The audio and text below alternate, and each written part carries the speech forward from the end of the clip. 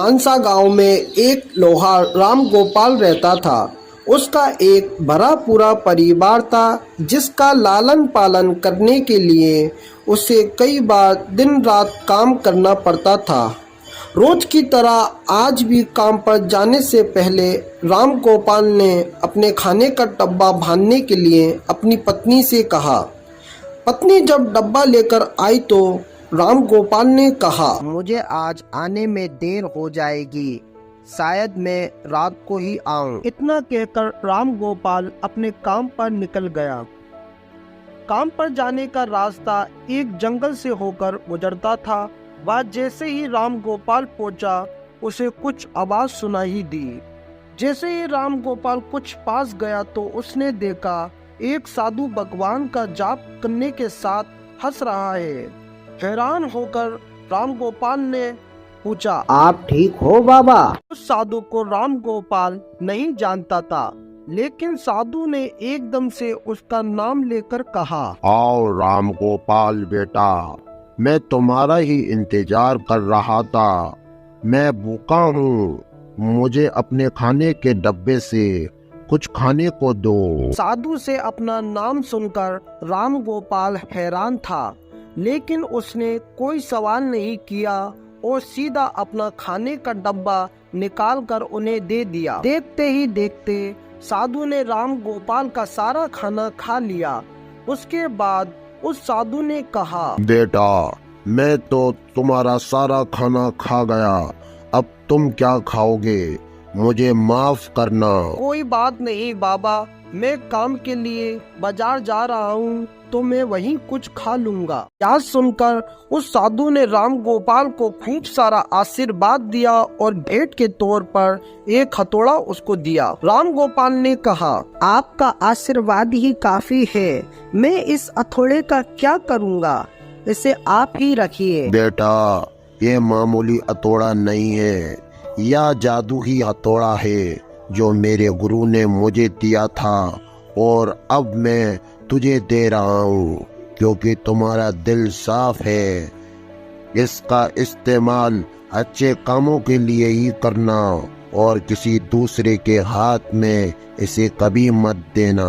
इतना कहकर वह साधु वहां से अदृश्य हो गए। राम गोपाल अपने हाथों में हथौड़ा लेकर बाजार काम करने के लिए चला गया। औजार बनाने से पहले उसके दिमाग में आया कि आज इसी हथौड़े से लोहा पीटता हूँ। जैसे ही उसने लोहे पर हथौड़े से चोट मारी वो सीधा औजार बन गया।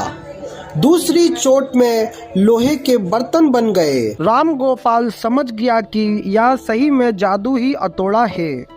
वो जो भी बनाने की सोच के साथ लोहे पर चोट मारता, लोहा सीधा वही बन जाता।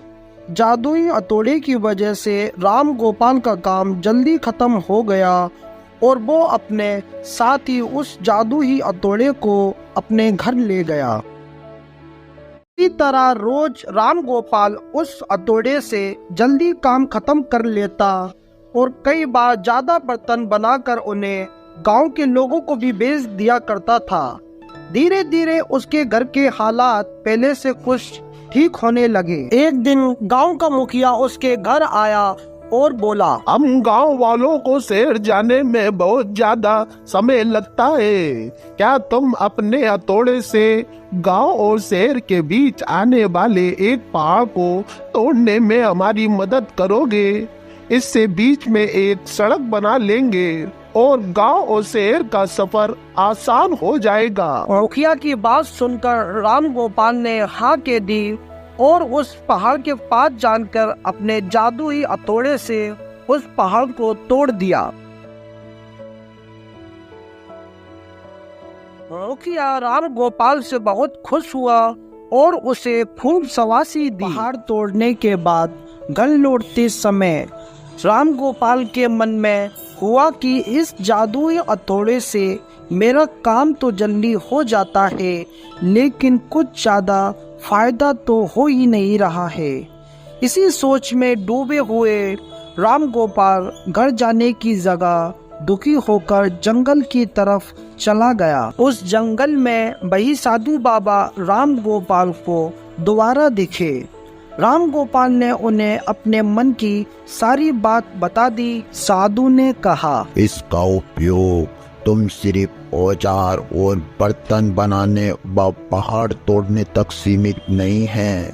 इससे तुम अपने मन का कुछ भी बना सकते हो और कठिन चीज को आसानी से तोड़ सकते हो। राम गोपाल ने उनकी बातें अच्छे से सुनी और उस जादुई हथौड़े को इस्तेमाल करने का सही तरीका उनसे सीखा। उसके बाद राम गोपाल ने बहुत धन कमाया। आज राम गोपाल एक अमीर आदमी बन गया है।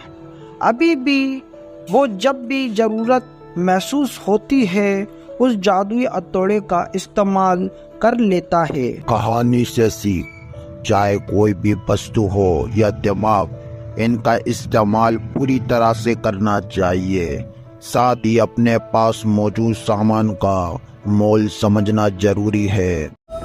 अगर आपको हमारी ये कहानी अच्छी लगी हो तो हमारे चैनल को सब्सक्राइब करें और बेल आइकन को ज़रूर ऑन कर लें।